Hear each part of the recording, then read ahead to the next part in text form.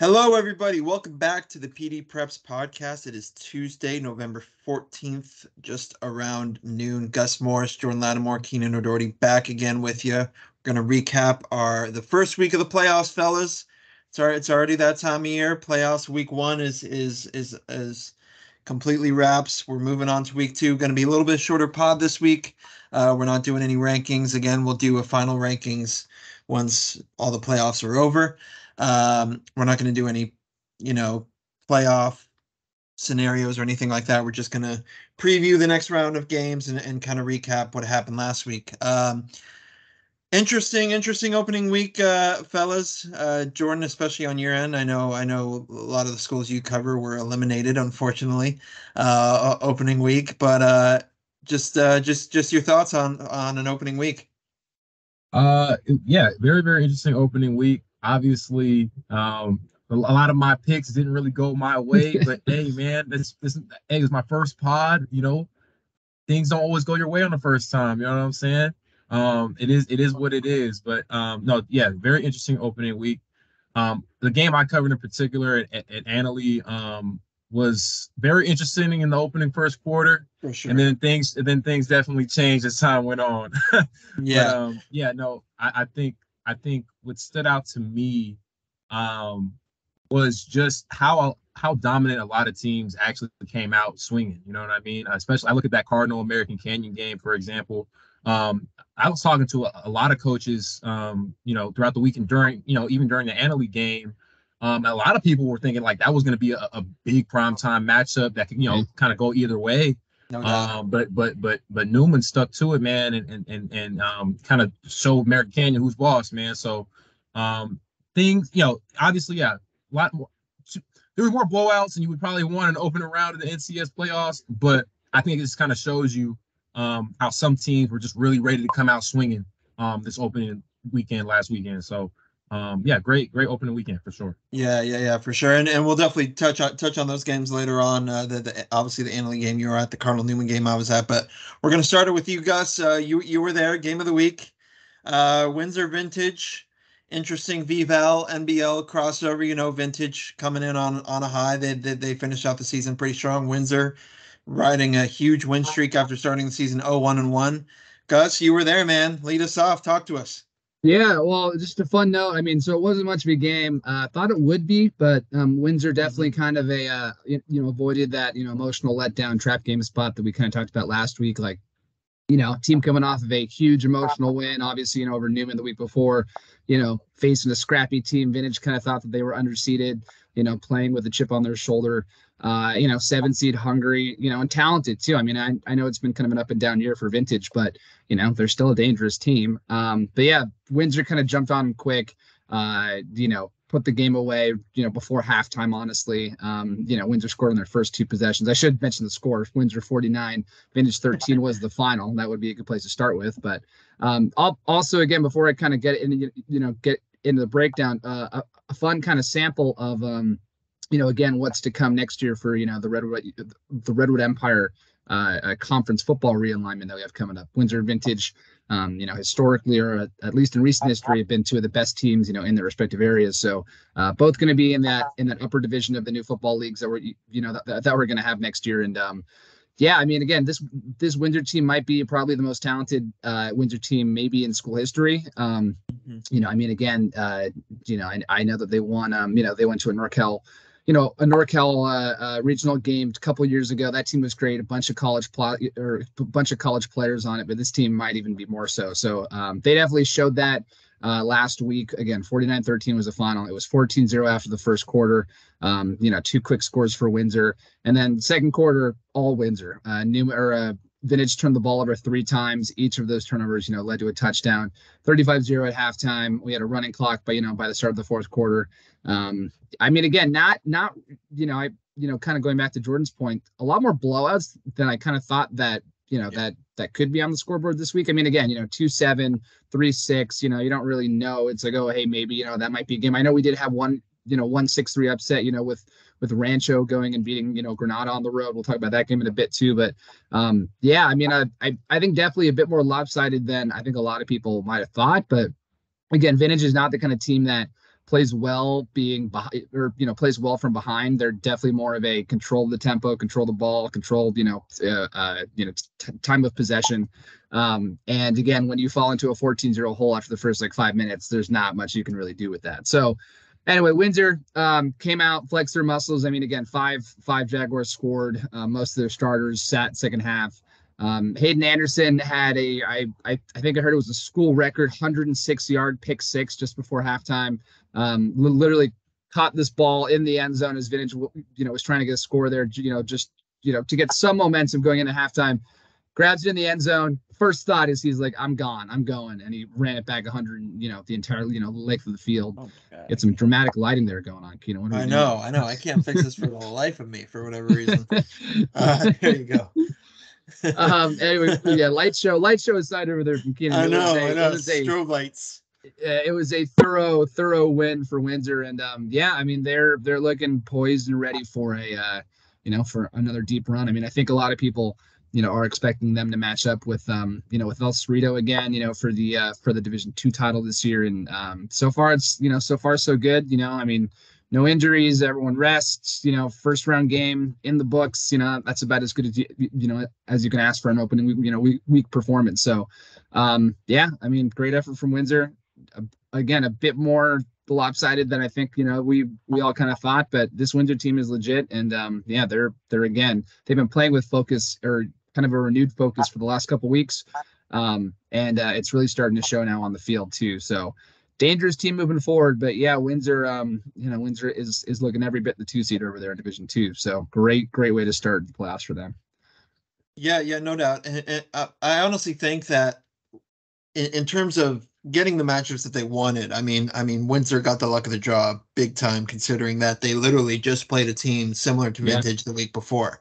So they already kind of knew what to do. And Jordan, you can talk about Vintage a little bit as well. But I mean, they were prepping for it. I mean, they knew it. They played a run heavy physical line team the week prior in Cardinal Newman, who actually Vintage gave Cardinal Newman trouble earlier on too. So so they knew what they were getting themselves into. But in terms of luck of the draw, I think Windsor got probably their most favorable matchup in the division for sure. But Jordan, you could talk about Vintage there if you want. Yeah, I mean, I would just say it wasn't a matchup that necessarily favored Vintage, in terms of, you have a Windsor team that can just air it out and go totally, spread offense. They like passing the rock. They like moving it around. Vintage, they like to play on the ground, man. They like to play in between the tackles, a physical type of, ground and pound kind of way of playing football. And when you have a team like Windsor who can match up with you at the line of scrimmage, but then also, their quarterback can sling it like that, it's just going to present a lot of challenges for you, especially in a tough environment like that in a playoff game. And then once they got rolling, it was just like, there's nothing you can really do. So I think Vintage, they had a great season, man. I think the way they handled their year, just to kind of end that final 2-3 game stretch, was really, really good. But they just got an unfavorable matchup there against Windsor. So I don't think it's nothing that they can necessarily put their head down on. I think they had a pretty good effort, and they just got a matchup that didn't really favor their strengths, and that's football sometimes. So I think if you're Vintage, you kind of live with it. But again, it just kind of speaks to how much, especially this time of the year, is predicated on matchups, man. Just how do you line up against the other team? So that's kind of how it kind of shook out last Friday.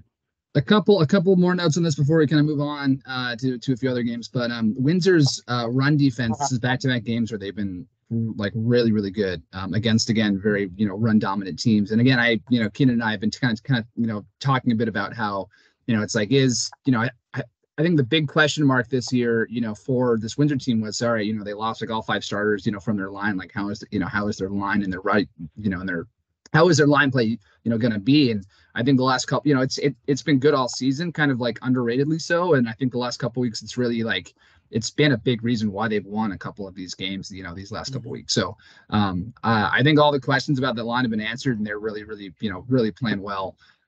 Again, as they hit, their must-win games of the year. And then to your point about Vintage as well, I mean, head coach Dylan Leach was talking about, it was a hard season. They had a lot of guys banged up. Just like he kind of called it disappointing a bit, frustrating, I guess, were some words that he used, just like it's not kind of wasn't up to the vintage standard, that they've had, for the last couple years. And, that's, injuries, what have you. But I will say, though, he was optimistic, though. He's like, I think we got, 6 or 7 sophomores into the game playing good minutes, these last couple of weeks. So, again, we've talked about the vintage program being so consistent, and they're still definitely on that track to kind of reload and kind of get back to that standard next year. And again, 5-6 is how they finished the season. Which might not be indicative too of kind of how good they were in some of those games as well. So definitely a team that might look back on this year just a little disappointed, but I think that there are some again very big bright spots ahead for them as well. So not all doom and gloom over there in Napa, I'd say for sure. No, I know. I don't think so. And especially with the realignment next year, it's going to be interesting to your point, to kind of see how Vintage responds, in that top division, with those tough teams. All right, let's move on here to the game I was at. Speaking of teams in that top division, Cardinal Newman will certainly be one of them. They beat American Canyon 49-14. In the game I was at. Again, 3-6 matchup. We thought this was going to be a lot more interesting than it ended up turning out to be. Well, and it kind of was, not to cut you off. It was. It was for one half, and then it wasn't. Yeah. But it just started off here. It was a tale of two halves, really. American Canyon, they came out. And Jordan, I know you've watched American Canyon as well. They like to spread it around, but they also like to establish a run. And boy, were they establishing the run early on. Literally direct snaps to their running back, direct snaps to Mason Harris, and all they were doing was just running. Mason Harris only passed like 8 times the entire game, for 8 yards. Might I add? But he had 114 yards rushing or 112 yards rushing, whatever it was. So yeah, they were establishing the run, man, and they were doing it early, and they were keeping Newman's offense off the field for a good chunk of it. Ojani Castillo opened it up with a touchdown. That was followed by Newman, who uncharacteristically was passing for most of that first quarter. In fact, Zach Holman didn't even get a touch in that first quarter. They were using him more as a decoy in the passing game than actually giving him the rock. So they were focusing on Wyatt Kineckley's arm, who's been actually playing pretty well at quarterback the last couple of games. He scored. He found Zion Cargill for Newman's opening TD. That was followed by Mason Harris rushing TD. So actually, after the first quarter, Newman was down 14-7, and I know it was the first quarter, but people are looking at that score and they're like, what is going on here? You know what I'm saying? But MCAN's run heavy attack, man, they were chunking up yards, they were chewing clock, they were doing what they needed to do. Zach Holman then ended up scoring 2 minutes into the second to tie it, 14-14 with a 33-yard TD. That is not the first time he would have over a 30-plus yard TD during the game. That was his first of 5 rushing TDs on the day. Jeez. So yeah, that tied it up 14-14. Couple stall drives later on both teams. Big man interception. Evan Emmons, from American Canyon, big D lineman, ended up getting up and intercepting Kineckley to give AmCan a chance to take the lead, going into halftime. Couldn't get a TD, so they tried to settle on a field goal attempt and missed it. I think it was either 33 or 37 yards out. Completely missed it, well short, and they were going into halftime 14-14. Newman getting the ball after half. This is where things didn't really get that interesting. Second half was all Newman. They only needed 2 plays to open up the second half. Zach Holman, 55-yard TD. And Newman's defense coming up huge in that second half. In fact, American Canyon's second half drives were turnover on downs, punt, turnover on downs, interception, and again, another turnover on downs. So 3 turnover on downs caused by the Newman defense in the second half. Did what they needed to do in the second half and really put the really put the stamp on it. But Zach Homan, 12 carries, 273 yards, 5 TDs, 4 in the second half, and he becomes Newman's single season rushing leader with 1,956 yards and counting. Obviously, they're still in the playoffs, so who knows how many more he can get. But kudos there to Zach Homan. Gus and I, we've been talking about him all year on this darn podcast, Jordan. He's just been chucking out yardage left, right, and center. Konechny, through the year, 7 of 12, 102 yards, 2 TDs, 1 interception. Mason Harris, American Canyon's quarterback, he's going to be a fun player to watch in the future. Big time. 14 carries, 112 yards, 1 TD rushing. And then Oyani Castillo, 15 carries, 53 yards, 1 TD rushing. So American Canyon, man, they had a great game plan coming out. But couple missed opportunities here, couple missed opportunities there, and Newman took advantage and went back to the Newman that started the season 9-0 before they lost to Windsor. So Newman 49, American Canyon 14.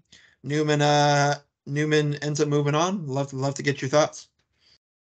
Yeah, so a couple things on Zach Homan's season. So this is his 6th game with scoring at least 3 touchdowns, and he's also gone for over 100 yards in 9 of his team's 11 games this year. And one of those games, he only had 5 carries, and he had 98 yards. So basically he's gone over 100 yards in 10 of Newman's games this year. So well here he basically only played 3 quarters. I mean, he didn't there you go. That too.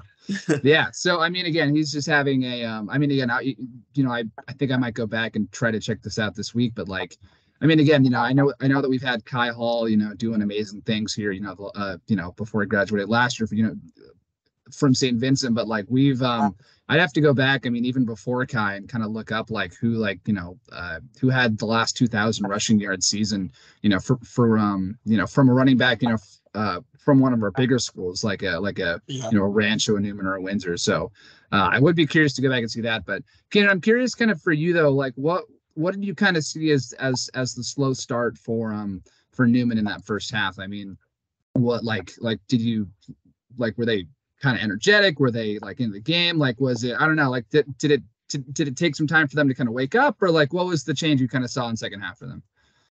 Yeah, I don't think they anticipated American Canyon coming out the way they did. Like Jordan, you can kind of talk to this too. American Canyon likes to establish a run, but not in those jumbo heavy direct snap to the running back type deals. That's kind of, I think that's what caught him by surprise a little bit. But the other thing is, credit to American Canyon. As a 6 seed, you really don't have anything to lose. You're on the road, first round of the playoffs. You're going to give it your best shot. And I think American Canyon did just that. And like I said, a couple missed opportunities here or there, it could be totally different ballgame, especially going into halftime. But yeah, I just don't think Newman's defense was kind of what was. I think they were surprised a little bit by how American came out right away, from the jump. But once they were able to kind of stop the run in the second half, and were able to get American Canyon to go back to the spread and try to have them air it out, and we were able to get the quarterback a little bit, things seemed a lot more comfortable.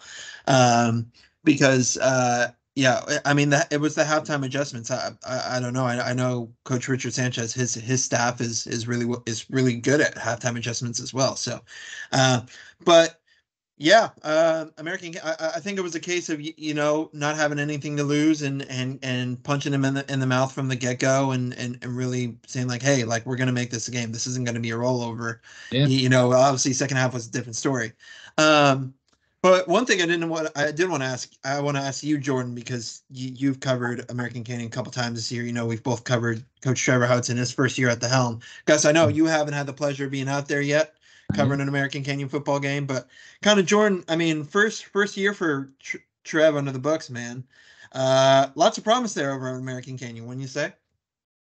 There's a ton of promise over there at that program, because that guy is a culture changer. That guy is one of those guys who relates to players, but also holds them accountable. And I think that's going to demand the best out of everyone that's a part of that program, because he really wants what's best for those kids, and he really wants to just make sure that they maximize their potential. And he does that, you can see him extending that kind of principle on every type of thing, whether it's in warm-ups, whether it's talking to the parents, talking to all the players post-game, whether it's during the game. Coach Trev is a real guy, and I think he's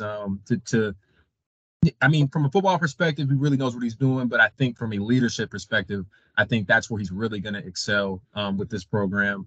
And talking specifically about this game, I mean, heading into it, coming off that Justin Siena win, they didn't even know they was going to be in the playoffs. So the fact that they, got their opportunity, I think allowed them, to your point, both you guys' point, they allowed them to kind of play a little bit loose. They really got nothing to lose because they just felt grateful for the opportunity to even be there. You know what I'm saying? Yeah. I mean, they felt like they deserved to, but the fact that they got slotted in, and they're going up against a big powerhouse in Cardinal, they weren't afraid of the moment. And then, in regards to their specific game plan, this is how they played their entire season. Look, they're going to run it down your throat, but they're also going to do it intentionally, trying to take the ball away and dominate possession. And I think that's what they really tried to do early against Cardinal. It's like, look, we know y'all probably got a little bit more talent than us, and you're a little bit more physical than us. So what that means is we're just not going to let y'all have the ball as much. You know what I'm saying? We're going to control the tempo and just dictate what happens. You're going to get few chances to score. And that's kind of what they tried to do. But I think also what we saw in the second half is kind of indicative of like how scary Cardinal Newman can be, man. I mean, the fact that they can take those punches in the mouth early and then go in the second half and figure out, okay, how do we stop this? I think that kind of signals like, man, they're for real. They are for real. But again, kudos to Cardinal Newman and Coach Trev. I think they're going to be a powerhouse within the next couple of years. And I think this was a really, really good, solid, foundational, culture-setting kind of year for them. And we should expect a lot of that out of them within the next few years for sure. Gus, sorry, Gus, I don't want to put you on the spot, but before you go, but do you remember what division AmCan's going to be in next year? Like for the realignment. For the realignment, yeah. They're going to be in the second division. The second one, okay. So they're playing against honestly, it's funny because the second division is basically the Reval with I think Redwood and Tam in it. I think so too. And because it's like Napa, Casa Grande, Petaluma. I think Petaluma, and then Tam, Redwood, and then Napa, I think, or something like that. So again, it's like that second division. Well, I mean, like I said, it's the Reval with Tam and Redwood in it. So it should be kind of an interesting, to see how, because I know that American Canyon, they lost pretty bad to Casa this year. They lost pretty bad to Petaluma this year. And just, maybe again, kind of bad matchups in that point too. But no, I mean, I think definitely to Jordan's point though, it's like they, beat Vintage, for a first year head coach.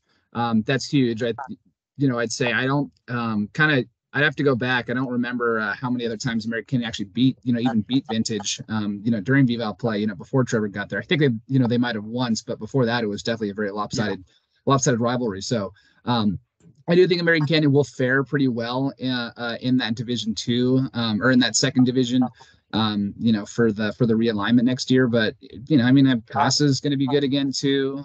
Petaluma, we'll kind of see. I know that they're always year in, year out. It's always a question of who they're going to have. Tam has been good this year. Redwood was good this year. So I think it'll be a really competitive second division. But I would not be surprised kind of with the direction that Trevor has the program going. If they're very competitive in it as well. So.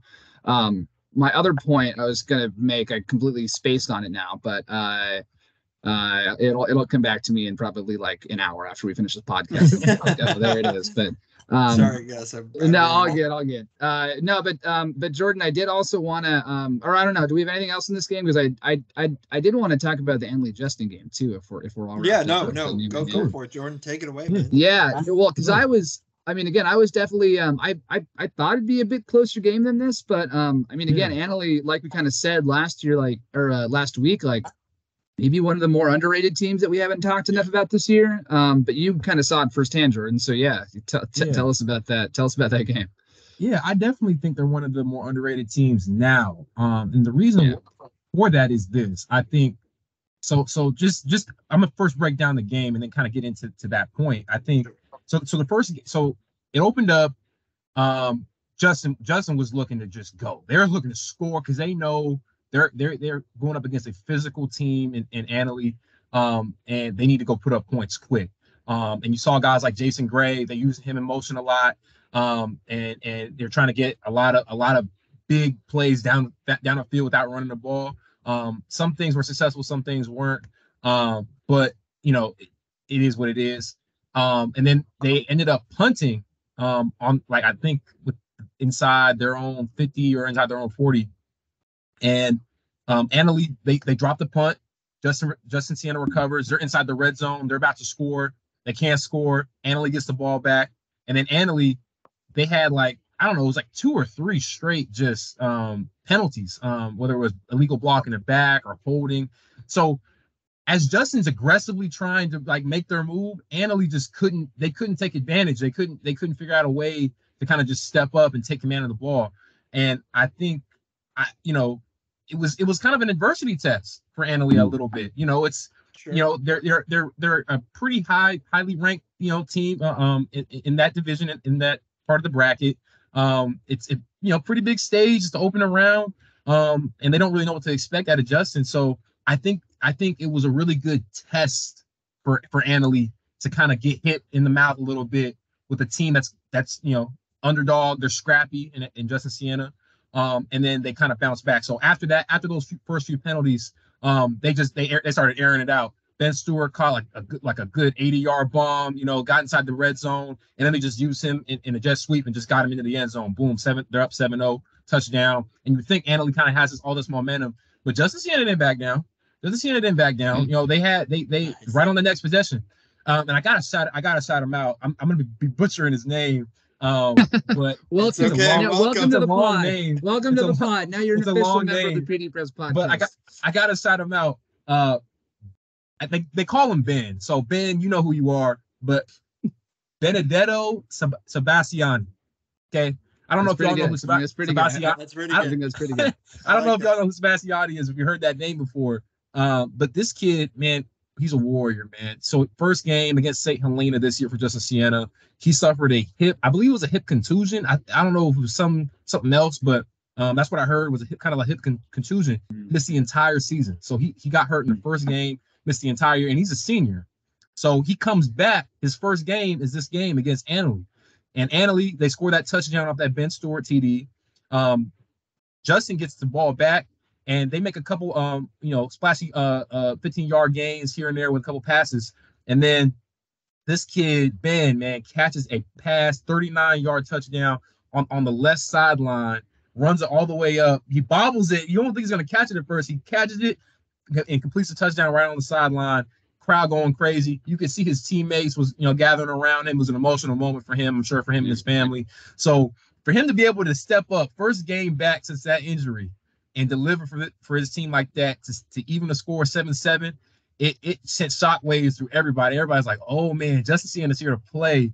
But again, going into why I think this makes Annalee again a very underrated team is they responded to that, man. They as soon as that emotional moment was over, man, they buckled down. They just started making play after play. They started turning up the Jets on offense. They were just saying, screw it, we're not going to run the ball anymore. We're just going to beat you over the top, and there's nothing you can do about it. They had guys like Ben Stewart. They had guys like Vinny Sumancini. Again, I'm butchering his name. Now you're officially a podcast member. But they had honestly better than some of the names. Gus not bad. This year, so. No, I got sorry, hold on. I was gonna shout him out, but I thought better of it. No, this is over in the Windsor game, but they have a sophomore running back, and I'm not even gonna try to pronounce his last name, but it's Malachi Kane, and then I'll drop it over into the chat for you guys to see. But I think it's Palthanarak. Oh baby. Oh, yeah. wow. So anyway, I've totally cut off Palthanarak. Anyway. I've totally cut off your tangent here, but no, it's good. No, it's good. That's a very talented name as well. But look, man, they started beating them over the top, and there was nothing they could do about it. It was just pass after pass after pass. Jake Lewis, the Annalee quarterback, he is lights out. That guy is very, very patient. He's very calm under center. He's very, very decisive. I think he's a really, really good guy. You want this kind of offense where, they have a lot of read options. They have a lot of options. They can kind of go over the top, but they can also put the receivers in motion and kind of do some jet sweep stuff. So they have a lot of different options. And I think having a quarterback like that that's very patient and decisive is very, very important. And yeah, I mean, once they started beating them over the top, it was just Justin Siena just kind of deflated. You know what I mean? Because they knew it was just kind of hard to beat a team like that with that much talent. You know what I'm saying? But again, I give the Braves a lot of credit for their resilience in this game, and the way they put out and put a lot of effort in. But again, I think this really kind of show how underrated Annaly is, because to get punched in the mouth like that early and still have the ability to figure it out and respond. They came out in the second half and the defense showed up on top of the offense. They got like 3 or 4 sacks to the quarterback. I mean, when you have a pass rush that's working like that, you have an offense that's clicking like that in response to an early showing to get punched in the mouth, I think you're going to have a shot against anybody. Because I think this, especially in this part of the season and the postseason, it's about how you respond to the adversity. It's how you respond to getting punched in the mouth. And Annaly showed that they can do that really, really well. So I'm looking at them as a really, really slept on dark horse heading into the rest of this NCS playoff for sure. Yeah, I one thing I wanted to ask about with this game, and then we do have a couple others I do want to get onto here relatively quickly. But was there a guy, Logan Mitchell? Did he have much of an impact over there for Annaly? Because he's kind of been one of their top outside guys, good, all league wide receiver, defensive back, but he's been hurt almost all year, and now he's kind of coming back. But did he play much? I saw him he made some plays here and there. There was nothing that, like, I didn't see anything where he made a key play like they needed to stop. I mean, a lot of this game wasn't that, especially in the second half. But I could definitely tell that they were getting him involved, and I can kind of see why it was kind of just getting him involved as much, because it wasn't, he's coming off an injury, so it's not like they're trying to put too much stress on him, put too much pressure on him to make those big plays. But I could definitely tell they're trying to get him involved in a lot of different motions, a lot of different things. So that was a name I heard a lot on the sidelines as well, Mitchell, a lot. So definitely look for him to probably be a bigger weapon going forward, especially as they kind of get their momentum here and figure out things down the stretch of the playoffs. For sure. Yeah, definitely. Well, and I mean, again, Annaly, we talked a bit about them last week, where out of their 4 losses, 3 of them have come against the area's best teams here. Even Petaluma, when they played, was really talented, or was on a hot streak at that point. So I mean, but again, outside of those 4 losses, they've been pretty lights out. They've been beating teams pretty handily. So and then again, to put up 63 points in the regular season finale against Montgomery, and then to kind of do this to Justin, who has put up some points this year, definitely a good sign of things to come this this week. I mean, we also haven't talked yet about the semifinal matchups coming up this week, but we'll get to all those later in the pod. But I think Annaly should have a pretty good chance to go to that Division 5 title game. They have to hit the road for a tough matchup this week on Saturday up in Humboldt. But again, they're playing great, and especially with Logan back and Ben Stewart playing well and Jake Lewis playing really well. I think that they'll have a good chance this weekend to go into the to make an NCAA championship game. So Keenan, anything on this game, or you want to keep moving on through? No, let's keep on moving through. Got some quick not quick hitters, but definitely some the other matchups that we want to take a look at. First off, probably the big upset in all of NCS, actually, not just the North Bay, but obviously Rancho Cotati, the 6th seed, going into Granada, the 3 seed, and absolutely just giving it to them, 40-18. Again, maybe a tale of 2 halves yet again, like a lot of these games were, but Rancho Cotati led 13-10 at half, and then that just absolutely went ballistic in the second half. Giovanni Ortiz, he's been an amazing a shot in the arm since taking over for the injured Potu Hale at running back. 123 yards, or 120 yards, 2 TDs rushing. Jacob Pruitt, obviously not his biggest stats game, but I mean, he didn't really need to be. 106 yards, 2 TDs rushing. Pruitt looks like he's fully back healthy. Obviously, knock on wood. We don't want anyone to re-injure themselves or get injured yet again. But he also played on defense. I know he had a couple strip sacks there on defense at outside linebacker. So he's healthy. He's back. Looks like Rancho's back. And Rancho as a 6 seed, fully healthy. That is something definitely scary, staring down the barrel at. So, Rancho Cotati, big upset. I think Rancho Cotati's the lowest seed remaining in all of NCS and all the divisions too. So, man, 6 seed Rancho Cotati. That's a scary thing to look at. Yeah, and I mean a couple things I think played into that seeding at number 6, and I talked about this in the analysis piece over the weekend. But they were seeded 6, 5 was Redwood, and 4 was Redwood, 5 was Heritage, and then Heritage kind of steamrolled Redwood in the first round this past weekend. Yeah. But Rancho had that head-to-head loss against Redwood. Kind of a brutal loss too. They basically, needed they had 4th and inches in the fourth quarter, needed, to get 1 yard, and they would have won the game. And instead they turn over on downs. Then, Redwood gets a crazy kind of last second touchdown, to win that game. So a game that Rancho should have won, didn't. That game definitely hurt them in the, in the eyes of the committee. And then, again, when Pruitt went down, they lost 3 of 4, including, to Windsor and to Newman. So, and also not really that close games either, I'd say. So definitely, I think, those results for sure hurt them as far as, the seeding committee goes, but, they were hurt. Pruitt was out. They had other guys banged up and out. And now if they're kind of returning to form as a 6 seed, like they're a very dangerous 6 seed right now. So that's scary, man. Very, very dangerous 6 seed. So playing, this is going to be our game of the week, a little bit of a teaser for what's coming up. But Windsor Rancho, semifinal game. Sonoma County will have a team playing for an NCS championship game no matter what. But yeah, that's going to be a super fun semifinal matchup this week. And we'll talk about that one more in a bit. But moving on quickly, another game that we were all kind of watching with kind of bated breath to see how this would play out. But Ukiah almost upset number 2 seed Las Lomas. Final score was Las Lomas 17. Ukiah 7.5. Paul Cronin pulled out all the stops. Again, Las Lomas had to make that long trip up from Walnut Creek all the way up to Ukiah. That is a haul on a Friday night. So definitely a tough place to play, but 7.5. Las Lomas kicked a field goal to take a 10-7-3 lead in the second half, and then Ukiah had a chance to take the lead in the closing minutes of the fourth. They actually had a long game. They got deep into Las Lomas territory, but the play was called back due to a penalty. And then a couple of plays later, Ukiah fumbles the ball, and Las Lomas scores not too long after that to put the game away. But I mean, again, this is Paul Cronin's first year with Las Lomas or with Ukiah.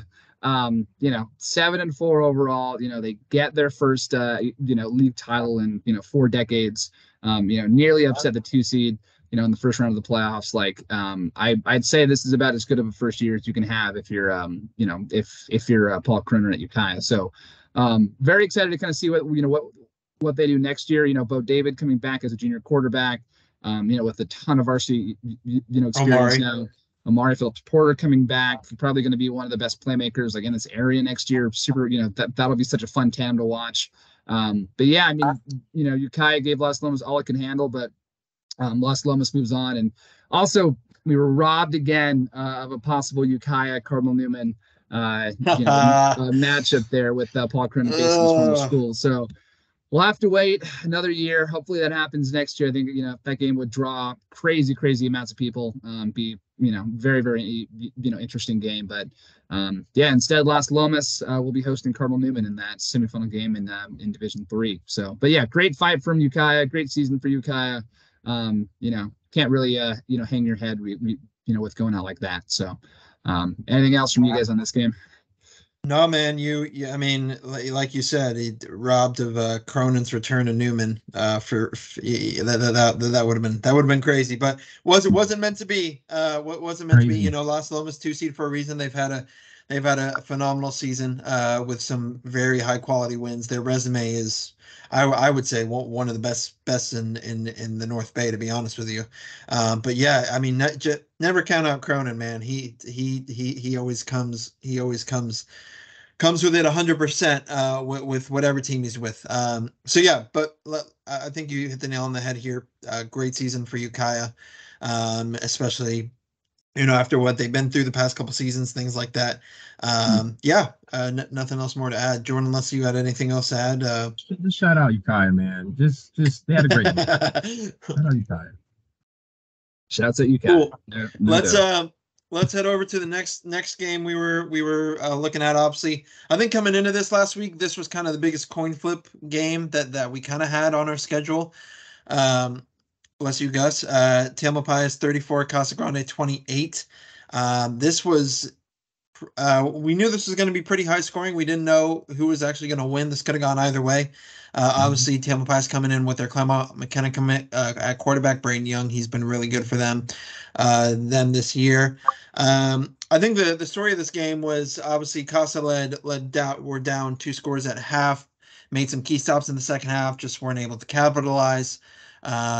Gus, I think you said prior to recording, 2 turnover on downs late did not help Casa there. So like I was talking about, Tam led 27-14 at half. Casa's given up 27 points in a game just twice all season before last week. One being Cardinal Newman, and I believe the other being AmCam. It was American Canyon, yeah. But that game was also American Canyon, but yeah. I know. Tam was, Casa Grande, obviously Cody Cornelius coming back from a foot injury. He's been out for the past however many weeks. He came back. Tam's offense was only held to 1 touchdown in the second half. It was, Casa could have tied it and maybe even won it, had their chances, but didn't prevail there. So Tamalpais moves on. This was a 4-5 matchup, by the way, for people at home. So definitely those 4-5s are a little bit, who knows, that they could either be blowouts, it could be close games. You never really know. But Tamalpais 34, Casa Grande 28. Tamalpais moving on to face M. Calfo Marin Catholic in the next round. Yeah, it's kind of a weird year. Again, for the VVAL to, again, I think we had, American Canyon, Vintage, Casa, Petaluma. We had all of those teams at some point ranked in our rankings, when we expanded to our top 7. And now all of them are out after the first round. And it's, maybe it's matchup. Again, I think back to Jordan's point, so much of this is, of the playoff games are matchup dependent too. It's like, are you on the road? Are you playing a good run heavy team? Are you playing a good pass team? Like, the matchups really matter, at this point of the year. But also at the same time, like, if you're going to make a deep playoff run, you have to beat the good teams eventually. So, this was, again, I think if we weren't looking at, the Windsor Rancher game as our game of the week, I think this one probably the Windsor Vintage game. This game, I think, was probably second on our list just because of kind of how intriguing a matchup it was with a crazy pass having team in Tam, and they could put up a ton of points against a really good defense in Casa. And, again, I think obviously Casa's defense, figured it out in the second half, but they were right there in it, until the end. A great game from Dan Mercado. 200 yards passing, 100 yards rushing. But again, kind of at the end, it's like, when you fall into a hole like that, it can be hard to climb out. But again, they had 2 chances late. I believe Casa scored a touchdown early in the fourth to make it a 1-score game. And then they had 2 more possessions later in the fourth quarter to take the lead or win the game, or to tie or win the game. But again, 2 turnovers on downs late. So again, it kind of ironic that in the end it was actually Tamalpais' defense stepping up that was the deciding factor in this game. So, but again, a lot of things to be proud of for Casa this year. 9 wins, most they've had since 2013. One of their best defenses they've had in recent memory. As far back as I can remember. Just a really strong season for them. Cody Cornelius going D1. Playing for San Diego State next year. That's that'll be really fun to see. And then for Casa again to go out on top as the final VVAL football champ is definitely something that they wanted to do as well. So beat Vintage, beat Casa, beat Petaluma, like the American Canyon. They beat everyone they had to. Undefeated league season. Great season for them, and excited to kind of see what they do next year as well. So Casa. But Jordan, did you ever see Casa playing against any I never saw Casa play in person, but like obviously as the league champs, they're just always on my radar, and I'm always looking at trying to watch as much film and just I'm trying to pay attention to their guys, and because I would never know, like, hey man, down the line I might need to kind of really know what's going on with this team.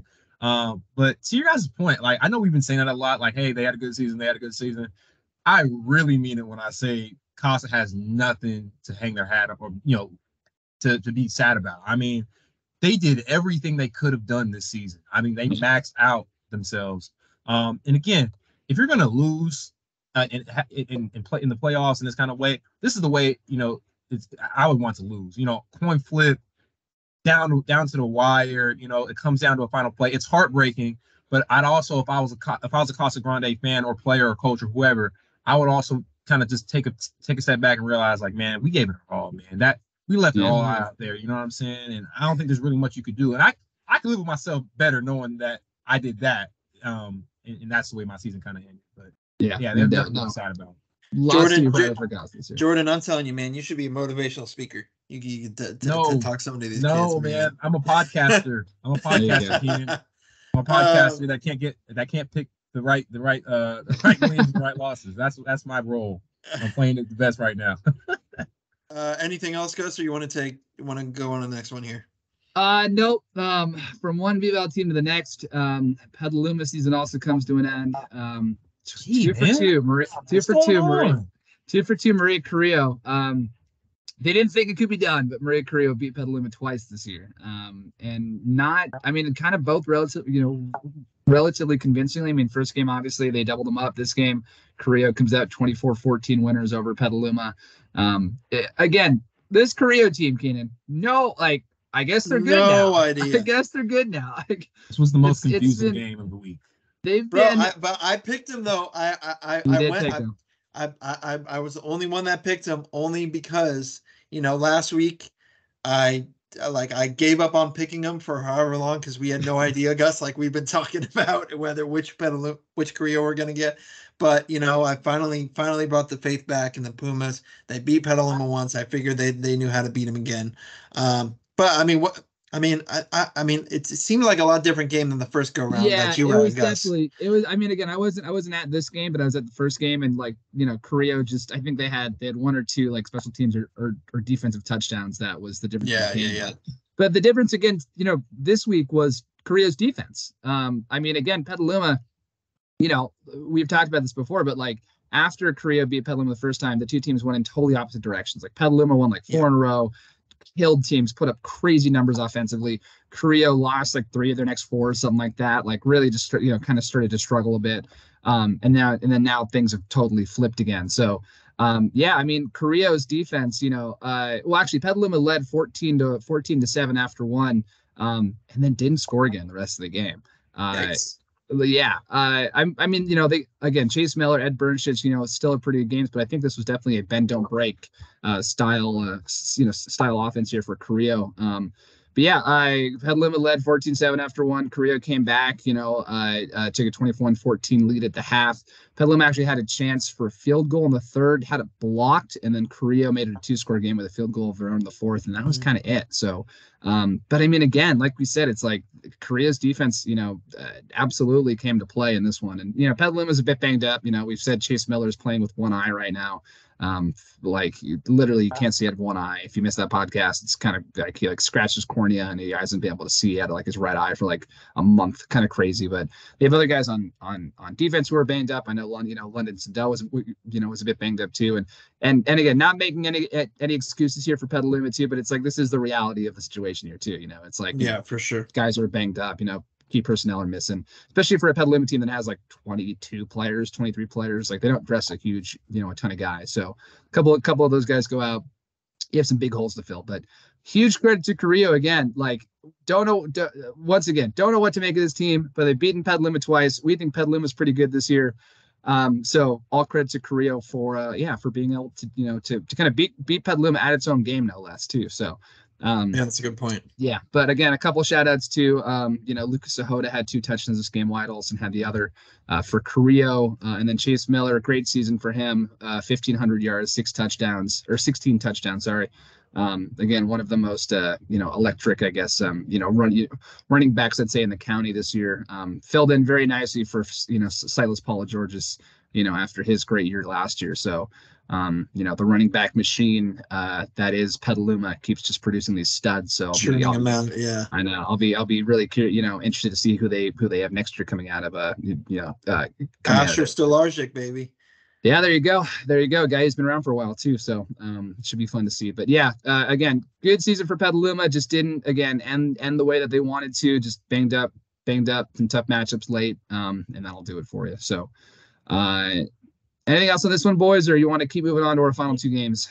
I would just add to that point, Gus. I mean, one of the reasons I picked Petaluma was because it's hard to beat a team twice. Yep. You know what I'm saying? It's really hard to beat. But if you're gonna do it, I wouldn't be surprised if it was gonna be because of your defense being that good. Yeah. If your defense is really gonna be your calling card, then I could see you duplicating that same success, and that's exactly what we saw, man. So yeah, shout out them. But Petaluma, man, great year as well. Absolutely. Same thing. Second year in a row though, Petaluma starting out really hot and then kind of faltering towards the end, which obviously not what you want to see, but the numbers game, Gus, like you mentioned. It is the numbers game, I think, for sure with them. So and I mean, again, when they were good, they were up there again with our top 4 teams in the county. They were so good when they were good, but then again, just injuries, things happen. So is what it is. But great year for them for sure. No doubt. All right, let's move on here. I was at this game too. St. Vincent opening up their campaign as the number 1 seed over in D6, playing number 8 Kennedy out of Richmond, 56-12 final score. Game didn't end up starting till like 120, 130 because Kennedy had some bus problems. I think there was like a big crash on the 101 heading up too. Possibly could have been the cause because for a slow start by the St. Vincent defense, Kennedy got the ball first, drove down and scored. Not the start that anybody envisioned on that St. Vincent sideline, let me tell you that much. But after that, Mustang settled down, scored 49 unanswered points before Kennedy got another touchdown on a kickoff return. That was pretty much it. Yeah, not much to say about this game. Definitely to some shout outs though, for sure. Shea Durenberger, congratulations on your first rushing TD for St. Vincent of your career. Congratulations. I know the St. Vincent sideline went crazy when he came in and rushed for that 1 yard TD. Shout out Jack Davis for rushing to the 1 yard line and stepping out so Shea could get that TD. I love that. That's great. Yeah. So St. Vincent though, little not too many problems during the game, obviously, but one factor could be going for. They had 85 total yards of penalties. Obviously, not obviously you want to stay disciplined, and with a huge rematch, Gus and Jordan with number 4 Fortuna coming to town next week. Yep. You gotta stay disciplined, and that's something Trent Herzog told me after the game. We can't afford to be that undisciplined against Fortuna. Mason Catarelli, 7 rushes, 72 yards, two TDs rushing. He also, this was a running clock at the beginning of the second half, so Catarelli played pretty much the entire second half at quarterback. Jack Davis, three receptions, 81 yards, 1 TD. Gabe Casanovas, perfect, 7 for 7, 129 yards, 3 TDs in his lone half of work. Joseph Edwards, 3 rushes, 80 yards, 1 TD, and also had one receiving TD for 25 yards as well. So big shout out there, Joseph Edwards. But St. Vincent, man, got the job done, took care of business. They move on. Huge rematch, and we'll start kind of preview that a little bit later. But Fortuna coming to town next week. That's going to be huge on Saturday. So yeah, St. Vincent taking care of business. Now I don't know if you guys want to add too much, but kind of as expected here. But before you move on, Gus, I do want to say, I know previously in the pod you said we'll have at least one Sonoma County team playing for NCS championship. We already have a Sonoma County team playing for an NCS championship, and Gus, I'll let you take this one. Yeah, no surprise in the St. Vincent game. But yeah, moving on to that game that Keenan's talking about. But Rosen University Prep 44, Cornerstone Christian 30. This is in the eight-person Division II NCS playoffs. Only 4 teams make those playoffs. So there's only a first round and then a finals, and then there's no state playoffs. So this is the final game. But RUP is playing for the NCS. Again, 8-person Division II section title. It's an NCS title, man. NCS title. It is true. They're playing for that title this weekend, this Friday. I'm actually going to be out there to cover that. Because again, we've raved about RUP this year fifth year of their program. They're 11-0. They're in their first NCS championship game. A bunch of kids who really haven't been playing football too long, like maybe 1 or 2 years, most of these kids. And they just wanted to come out and, play and have a program. And they have, again, to go basically, undefeated, essentially. They had one loss earlier this year, but that loss was turned into a forfeit win because the other team had a forfeit for some reason. Still, to have this kind of season, and again, you're like third year under, head coach Juan Miggins, who's just done an amazing job there in a short time. Just nothing short of remarkable for REP here. But they had to fight to get into this one. Cornerstone Christian was the team that the smallest margin of victory they posted this year in the regular season. I believe they won like by 6 or by 4 or something like earlier. 6, yeah, 46, yeah. And this time, again, they REP was up 14-0 after one, but then Cornerstone Christian rattled off 22 unanswered points in the second quarter to take a 22-14 lead at the half. But then REP came back, made some halftime adjustments. So three straight touchdowns in the third quarter. They got a couple off of some Cornerstone Christian turnovers to reestablish a 36-22 lead. And then, they just kind of held on to that for the rest of the game. Both teams scored touchdowns in the fourth, but that was kind of it. REP got a couple fourth down stops in the fourth quarter to seal it, but huge game from Noah Rowland, senior running back, almost 200 yards rushing with 5 touchdowns, kind of 5 touchdowns. Huge game for him. And again, the biggest game of the year, biggest game of his career, biggest game in RUP program history, all this different stuff. So now that state and now that bar rises, the next biggest game in RUP history coming up this weekend. They're going to be playing John Sweat, a team that they've already beaten this week. Or this year. They're playing them on a Friday night up in Tamales, I guess because they have lights over at Tamales High School. Should be a super fun game. Very excited to go check that out. Eight-man football, so it's just so fun and wild and crazy. And people score like 1 billion points and run for like 1 billion yards, and it's just, anyway, tons of those games are tons of fun, and I'm very excited to go kind of see this RUP team in person for the first time. So shouts at RUP, amazing season. Let's, it's not over yet, man. It's not over yet, but if they keep playing how they're playing, they should be able to bring this thing home and make some school history here. So best of luck this weekend, and we'll definitely be there to check it out.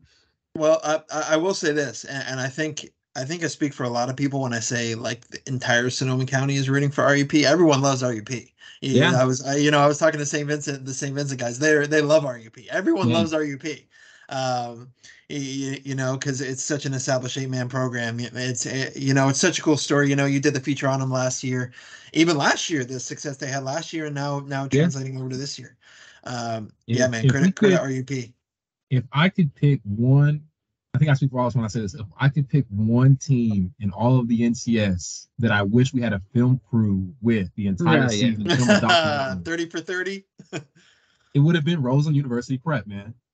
Yeah, you know what I'm saying? That would, what a story, man. What a story. Just shout out there. Awesome. Cool. All right.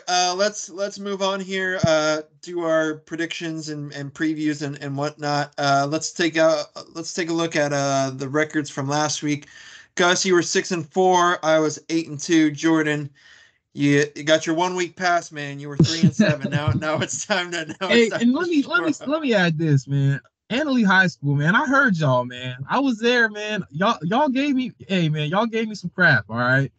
It was due. I understand. I'll stand on the things I said, okay? Credit to y'all. Y'all beat Justin. We'll see what happens next week, all right?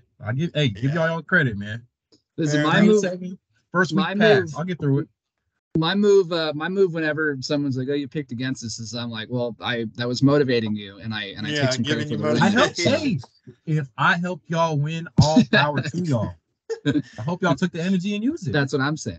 You're an influencer, kid. You're an influencer. So let's see here. Obviously, Gus and I got Windsor right. I was the only one that got Rancho Cotati right. You guys both picked Granada. We all got Casa Grande wrong. I should one thing on the Rancho thing too is I definitely heard from some Rancho people after that pick. And then after I saw that the entire Mercury News crew picked Rancho to beat Granada, I was like, I think I made a mistake here. So that's funny. Let's see. Gus and I both got Cardinal Newman. We all got Las Lomas. I was the only one that got Carrillo. You both picked Petaluma. Jordan, you just talked about the Annalee pick. We all got St. Vincent right, St. Helena wrong, and then it's RUP right. All right, let's head over to let's do our preview / predictions here. Game of the week this week. I think no doubt game of the week. Windsor at Rancho Cotati. Number 2 Windsor versus number 6 Rancho Cotati. Friday at 7 p.m. I will be there. You guys are both going Windsor. Shuffling it up a little bit. I'm going with Rancho Cotati in this one. Giving Windsor the motivation, as we just said. Completely different ball game than last time. Yeah. Obviously, Rancho played Windsor at Rancho earlier on this season. It was a 35-7 Windsor win. I was at that one. Jacob Pruitt did not play that game at all. That was, I think it was either the week or second week after he had injured that ankle. So it was still really fresh. So he wasn't cleared at all. Rancho also comes in a lot healthier than last time. I know like last time they were down 7 or 8 starters or something like that too. So this is, keep in mind, Gus, thank you for that note as well. But this kind of brings it all full circle because Jacob Pruitt, Rancho star quarterback, his first start of last season at quarterback was against Windsor. That was his first full start of the season at quarterback. So yeah, he didn't that because he was kind of thrown into that role after Liam Keeney got hurt last year, and so it wasn't Windsor has essentially never faced the full Jacob Pruitt experience before, but it's that game last year was 34-30 too, so it was still very close. It was still close. So this is going to be an entirely different ball game, and I'm excited for it, man. Yeah.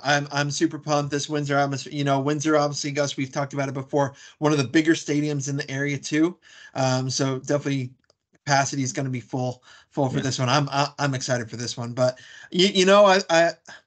I'm shuffling up a little bit. I'm going with Rancho Cotati for the reason, like you said, that last point, they've never faced the full Jacob Pruitt, and when Jacob Pruitt is 100% and when Rancho is 100%, again, Rancho as the 6th seed weren't favored to win the league title, weren't favored to do this, weren't favored to do that. Again, I know it's the second round, but, they still could ride that momentum and that wave of, hey, we don't have anything to lose here. Like we don't, we're the 6th seed. No one expecting us to win. It's at Windsor. So, yeah, I'm going Rancho here, boys, but you guys are going Windsor. Go ahead. Talk to me. Jordan, you want to take the lead here? Oh, man. Windsor can score. Wait, can I just say, Jordan, I love your build-ups. The look, every time. Look, man. Look, man.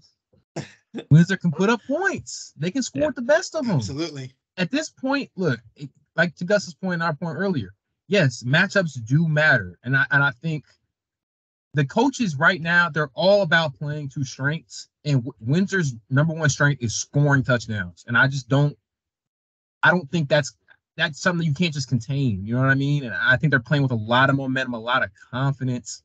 Give me Windsor, man. Give me Windsor.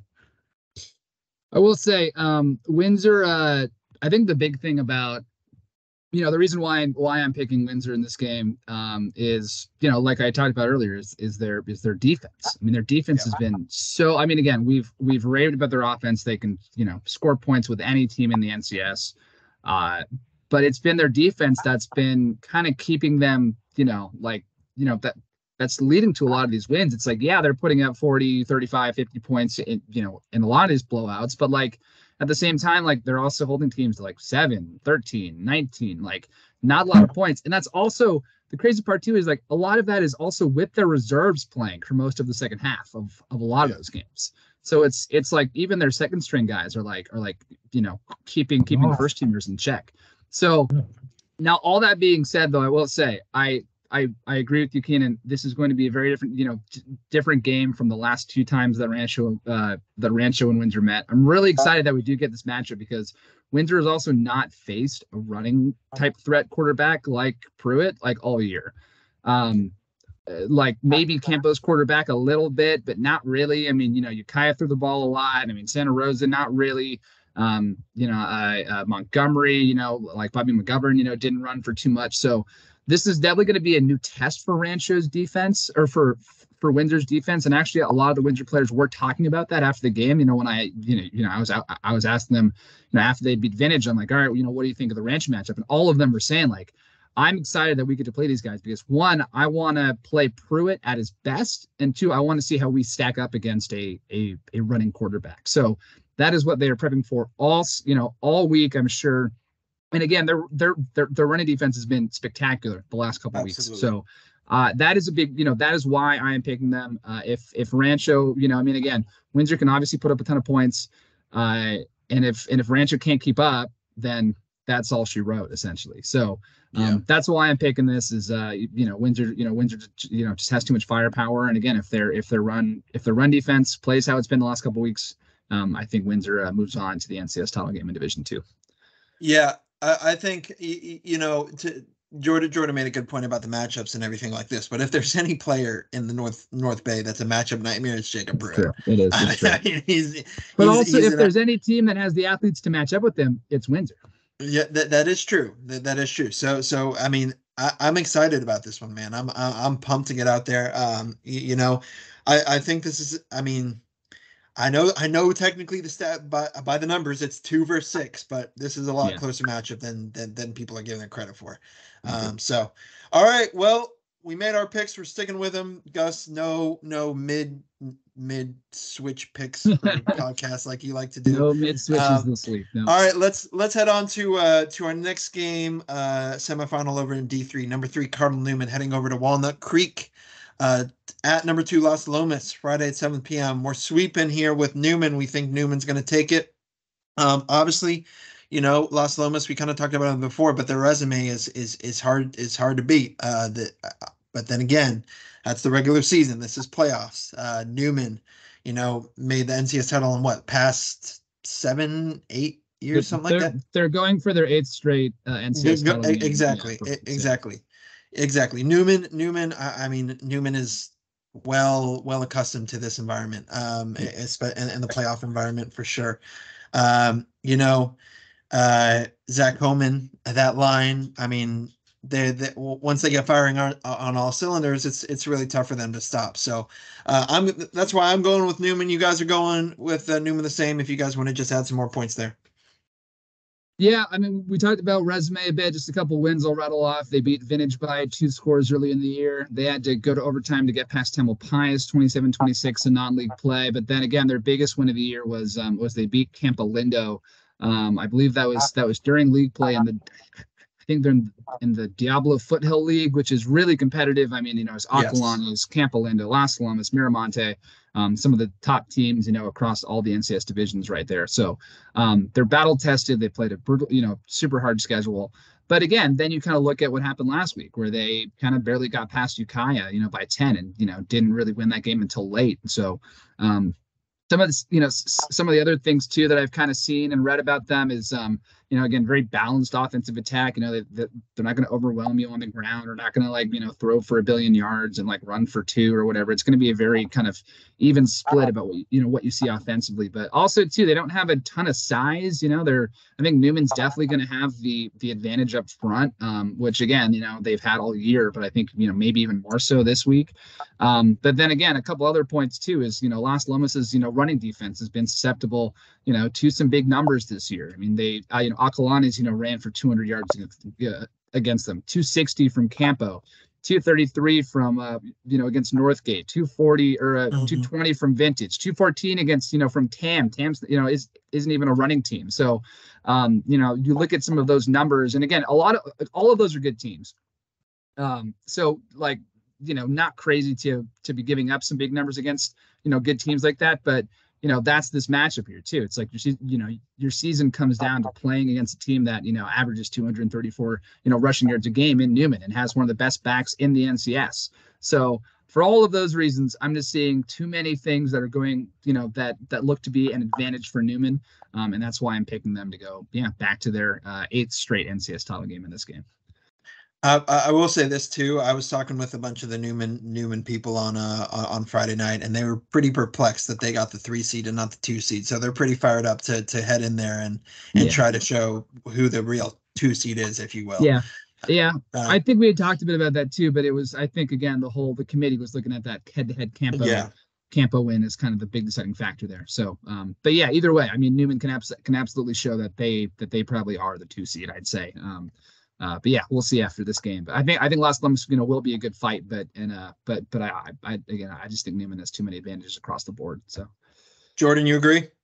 Yeah, I pretty much agree. I mean, I would just throw in there. I mean, we're all picking Newman, but Los Alamos, they've been battle tested. They played close games before, so I think they know how to handle being in a dogfight. So I think it should still make for a really compelling game. Even though, I gotta agree. I just think matchup wise, everything just kind of leans toward Newman. So I think we're confident in that pick. I will say, I mean, again, to Los Alamos' credit, like, you don't beat a team like Campo without being good. So Los Alamos obviously is a good, dangerous team, and by no means should Newman overlook them. But I mean, again, we've made our points about why we think Newman's going to win. So, all right, moving on to our last couple games here that we're picking. But Division 4, our lone team left in Division 4 here, 4-seed Maria Carrillo, fresh off of their big win over Petaluma. Gets the treat of hitting the road and playing at back-to-back state title defending champion San Marin Friday night, 7 p.m. San Marin also, again, coming off of that really big, their first win over Marin Catholic in a number of years a couple weeks ago. So this San Marin team is locked and loaded. They're looking like an easy favorite in Division 4. Will be a tough test for Maria Carrillo. I think all of us are going San Marin. This is just not a good matchup for Carrillo. San Marin is one of the best teams in the entire North Coast section. And it would be I mean, they're gonna have to play the game of their lives to I think even really have this be super close. But San Marin, I think easily in this one. Jay, I love you, man, but this is I mean, Dominic Ingracia, I mean, there's not really much to say here, I don't think. But San Marin, San Marin is a juggernaut, man. That they've become a powerhouse the past couple of years. And everyone's I wouldn't say hoping, but everyone's looking at that bracket, and it could be a rematch. San Marin Acalanes for that NCS championship. So who knows? But I'm sorry, Carrillo. Love you, Pumas. Love what you're doing here there at the end of the season. But San Marin in this one. Hey man, Maria Carrillo, man. Hey, use this as motivation, man. Listen to this before the game. There you go. No one believes in us. No one believes. Yeah, exactly. Well, I will say too, if Carrillo does, I mean, again, Carrillo's whole MO this year and part of the big reason why they beat Petaluma, they controlled the ball, they won the turnover battle, and they were good defensively. Those 3 things, if they can do those 3 things, I think they have a chance of maybe keeping it close. But I mean, again, just get a few stops against San Marin, a couple long drives ending in scores, could be a game. But I think San Marin is just in a different caliber than most teams in the NCS. They are just so well rounded, so good. It's just going to be a tough thing for Carrillo to pull off. But we'll see what happens. 100%. All right, let's head over to D5. This is an intriguing matchup here for the semifinals. Number 3, Annalee, and number 2, St. Bernard's up in Eureka, Saturday at 1 p.m. You boys are going Annalee. I'm going with St. Bernard, so I'll just start why I think St. Bernard's is going to win. Number 1, you have it down there, Wyatt Simone. That guy is just an absolute freak of an athlete. I mean, these numbers, like just on defense, for example, 85 total tackles, 16 tackles for loss, 15 sacks, 3 fumble recoveries. Rushing wise, 238 carries on the season for over 1,500 yards and 24 TDs, 24 receptions for 559 yards and 4 touchdown receivings. I mean, he has got to be one of the better players in small school Northern California, for sure. Number 2, I think I'm such a fan of Matt Tomlin, man. Old Sonoma County guy, coached at Pioneer, coached at Windsor, one of the better small school coaches in the state. He's proved that a couple times as well. And number 3, obviously, the factor, Annalie's got to go up there. St. Bernard's, man, that's Eureka's a trek. That's definitely not the shortest trip imaginable, especially for a semifinal game. So I'm going St. Bernard's. I think this is going to be very close. I think this could be a little bit of a coin flip, but I'm going with St. Bernard. So Annalie, use this as motivation if you want. You can come at me, but yeah, you boys pick Annalie. Hey, Annalie, man, y'all used me as motivation last week. Okay. Use me as motivation this week. I got y'all this week now, man. Okay. Y'all changed my mind on y'all. No, I'm playing. Man, look, it's tough. Eureka on the road. It's gonna be a test. It's gonna be a test. But I think with the way they run the ball specifically, I think that's gonna travel very, very well. And I don't know. I like the way they're coached. Their defense really looked really good in that second half versus Justin Siena getting off the edge. It's going to be very, very, very close. This isn't a convincing pick with Annalie, but just seeing them up close and seeing what they can do with their potential, I just got to roll with them on the road. Yeah, I mean, I'm going Annalie here. Like we've talked about, their offense, when it's kind of rolling is can fill it up with any of the teams in this area. And again, outside of some of those blowout losses, they put up some huge numbers. And I will say St. Bernard's defense has been, I guess, suspect for lack of a better word. At times this year, I mean, they gave up 49 points to Ukiah. They went down and played a big school down south in SoCal, Segerstrom, who ran for 355 yards on him. I mean, Arcata ran for 200 yards on him. St. Vincent passed for almost 400 yards on him. So, I mean, there are some weaknesses, I'd say, in the St. Bernard's defense. But again, you also kind of look at both these teams on paper as far as offenses go. Annalie's is averaging 37 points a game. St. Bernard's 36 points a game. So I think this has tons of shootout potential. Should be a super fun game. I wish we could make the trek up there because I think this would be a really fun game. And St. Bernard's plays on this kind of rough grass field, not super well marked. Saturday morning or Saturday afternoons are always hard to play on, especially when you're not used to it like Annalie.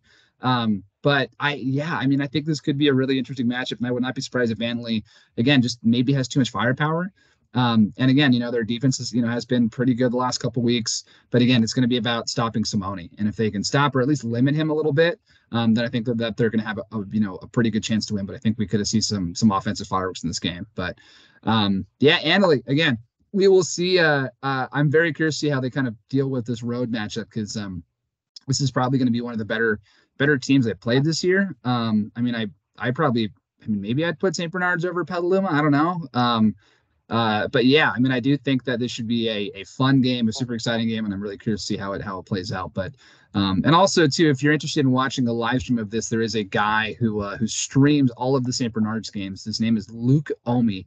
If you look him up on YouTube, you'll be able to find kind of a live stream of this game on Saturday. But I don't think it'll be on NFHS Network. So if you're curious about watching how this one goes, shoot me a DM or something like that, and I can send you a link because it's free on YouTube, but it might be kind of hard to find. So but yes, all of that roundabout way of saying I think Annalie wins this one. I think they go to the D5 championship game, and D5 race is kind of open. I mean, Miramonte is the 1 seed, but then after that, bit of a crapshoot. So yeah. I think Annalie. I mean, again, I think D5 is ripe for an upset, and I think Annalie is in good position to pull that off. So we'll see, but I think the Tigers have a good shot on Saturday.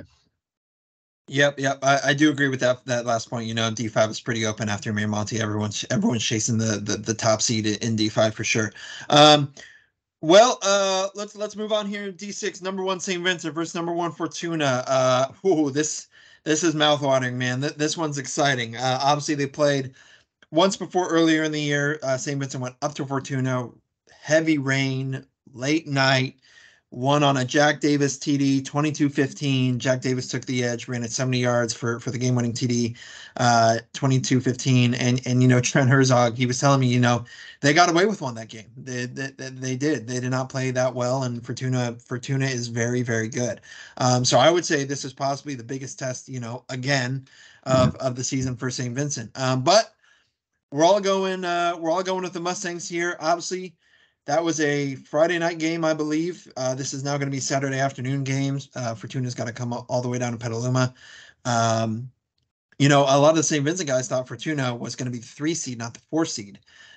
So it was pretty interesting to see them get the 4. But regardless, we're going with St. Vincent here. But this could be an absolute battle of a semifinal.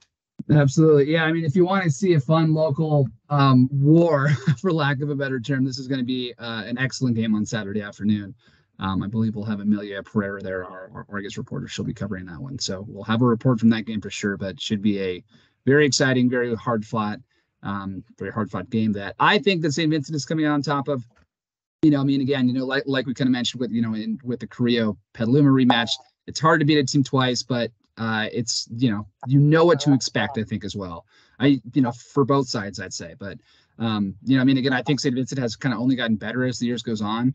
Or Gabe Casanovas, their sophomore quarterback has been really, really good. Jack Davis, again, one of the best two-way players / just all around skill players, I'd say, in this area. So I think at the end of the day, there's just St. Vincent just has too much talent. And I think at this point of the year, talent wins out most of the time. So I am going Mustangs in this one. Yeah. Jordan, you have anything to add, or do you want to move on to our final game here? No, I think it's time to move on. Let's do it. The NCS championship game over at 8-person, the Division 2 version of 8-person. Rosen University Prep, John Sweat. Rematch. This is the 1 and 2 seeds facing off. This is a rematch of an earlier game that happened earlier on in the season. Rosen University Prep won pretty handily, 52-30. This is going to be at Tamales on a Friday night. Gus, you will be there. I know RUPs used to play on Saturday afternoons, but seemed to handle the Friday night feelings just well last week at Tamales. Yeah, man, we're all going with the Knights. I mean, there's nothing else to say here. We're all going with RUP, man. Gus, you'll be there. I mean, want to make some pointers. I'm now realizing, and I should have looked this up sooner before I committed to go do this, but there is a 90% chance it will be raining in Tamales while I'm out there covering a game that I don't believe is going to have a press box. So that will be interesting. So wet, sloppy game. I imagine, this is going to be a, grass field. It's going to have been raining Tuesday, Wednesday, leading up to the game as well. So could be a mud bowl. Yeah, actually, that's pretty cool. Could be an absolute mud bowl. So I'm gonna have to dig up all my rain gear and try to figure out how to best go by covering that game as I can. But yeah, I mean, Rosen University Prep, we've raved about them all year. Their offenses, I mean, they're putting up 50 points a game offensively. They have a couple amazing backs. I mean, we talked about Noah Rollins, 5 touchdown game last week. I mean, Hector Marufo is a good player. I can't rattle off all of their guys off the top of my head right now, but I know that guys like Alexis Figueroa have been big, Miguel Santiago, Edgar Ordaz, is a name that we've seen quite a bit this year. So they, again, for a team that really hasn't been playing football that long, and for players that really have only been, have known the game only for a couple of years, these guys have picked it up so quick. And I think a big part of that is because, one, they're smart kids, but two, they're just athletes. They just know how to play. They're strong. They're fast. They're quick. And again, they've used that to have the best season in school history, and I don't think that's going to stop anytime soon. I mean, again, they've beaten John Sweat already. This is 8-person football. We don't cover it super closely, so we're not, experts by any means, especially in away teams. But all that being said, I don't think anything is slowing down this RUP train right now, and I think that they go in and they take care of business on Friday, and yeah, that's all she wrote. Jordan, what are you thinking? Look. Okay, Sweat's putting up points, man. They putting up points. But they're not RUP, man. They're not RUP. They don't got the momentum RUP got, man. Fact or fiction? Fact or fiction? They're not RUP. John Sweat, hey, feel free. If you're listening to John Sweat, man, feel free to use this what I'm saying is motivation as well, all right? But RUP is going to dominate. They are going to dominate. We spoke earlier. I spoke earlier about some of these other predictions. They're not convincing predictions. Some of these, some really tight matchups. Yeah. I don't expect this one to be tight at all. I expect RUP to convincingly win this game. There you go. In the rain, in the mud bowl. It don't matter, man. Rain, sunshine, it don't matter, man. RUP pulls through. Okay? 5th year. They're in their 5th year of existence. And they're in the championship game, man. RUP all the way. They're going to be so fired up. They're going to be so fired up for that game too. And I mean, again, like I'm just kind of like laughing. I mean, because I think I'm pretty sure our ace photographer Kent Porter is going to be out there too, just because he loves covering. You know, he just loves Tamales as like a region, but especially with the prospect of this being a mud bowl. I mean, if we get Kent out there for an 8-person mud bowl NCS title game, sign me up for that. So 100%. All right. Well, that is Dewan the Kid Miggins, man. Yeah. Dewan the Kid Miggins. I know. Yep. We're also planning on doing Keenan will be, you know, as usually scheduled, Keenan will be doing a 100-yard walk over with I believe Rancho Cotati this week. Probably going tonight. This is being recorded on a Tuesday, so tonight. Yeah. And then I will also be doing kind of a deeper look, and you know, I think I also it's not our game of the week, but you know, I kind of figured we should give an extra, you know, bit of love to RUP, so I'll be going out and doing a 100-yard walk with him as well. I believe on Wednesday, rain permitting. So. And then also I'll probably also have a game preview or something for that one as well, just talking about their season and stuff, just you know, along with it. So again, just you know, RUP deserves, you know, whatever happens Friday, RUP deserves to be, you know, celebrated, you know, for the amazing season and what they've accomplished this, you know, they've had. So that's for sure our plan this week. But all right, boys, I think that's about it for this week's pod as far as football stuff goes. I do need to hop off here because I have a feature I need to finish writing. But is there anything else that you guys wanted to touch on? Because we are coming up on we have NCS cross country coming up this weekend. Unfortunately, all of our volleyball teams have been eliminated. We had some, you know, NorCal playoffs were last week, the first round. Newman lost in the 8-9 matchup. Justin Siena lost. I forgot what matchup that was, but the big upset for sure was top seeded Windsor, which was the number 1 seed in Division II, falling to number 16 seed University in the first round. Big upset, I'd say, but also not so much maybe when you consider that Taylor was without their top player, Taylor Boyce. She had, you know, suffered a little, you know, knee injury and was out of that game. But I mean, even after that, I mean, you know, University, I think, went on even to beat like the 8 or the 9 seed in the second round. And I believe they're still playing in the semifinals right now as a 16 seed. So, great. So anyway, volleyball season is in the books. Girls golf season is in the books. Tennis season, I believe NCS doubles are coming up this weekend, Keenan. NCS singles NCS individuals rather started yesterday, but got rained out today on Tuesday, so they're rescheduling. They're now going to play the rest on Thursday. Montgomery's Caroline Beard is in the semifinals. I believe she's one of the top 2 seeds. So I should be going, weather permitting, obviously should be going out early Thursday to check her out, see if she grabs that elusive NCS title that she missed out on last year. But that's but then I think doubles it's either now or next week. Well, one of the two, but we'll figure that all out like we always do. Absolutely. Yep. But yeah, I mean, we're down to our last couple sports here for the fall. And I mean, like, you know, as you know, before we started recording here, we were talking about we have to get kind of the ball rolling on basketball stuff because that is going to be coming up before we know it. So, boys and girls basketball is around the corner.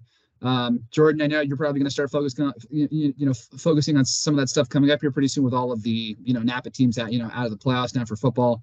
But yeah, I mean, it's crazy how fast we kind of, you know, this is always such a hard time of the year for us because it's like we're trying to deal with all of the amazing stories that we have going on and, you know, at the end of the fall calendar while we transition into, you know, a pretty busy winter schedule as well. You know, I mean, there should be some pretty good basketball teams and baseball teams and soccer and wrestling and all the you know, the other good stuff that comes with with the winter season. So busy weeks coming up for us, but we wouldn't have it any other way. You know, we love this job. It's pretty fun. So you know, we get to talk and write about high school sports for a living.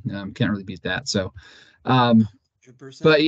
But yeah, that being said too, thanks everyone again who tuned in, who listened, who tuned in this week, who listened, who watched, who, you know, however you consume this. And you know, again, Jordan's been killing it last couple of weeks. We'll get him better on his picks, but you know, one thing at a time. We'll try, man. We'll try. But, you know, I'm always gonna pick my picks at the end of the day, man. That's true. Got to stick with your guns, that's for sure. So Yes, But yeah, I don't know, boys. Anything else, or are we about good this week? I'd say. No, I think we're good. Jordan, you have anything or? I think I'm good, man. If y'all want to talk, talk to me about my picks, DM me, man. Jordan Latimore 7 on Twitter.com. You know what I'm saying? Like if you have something to say, say it. Put it in my mentions. I'll read it. I love it. I'll read it. All right, everyone. We appreciate you guys. Like I said, for however you consume this content, and we will see you guys next week.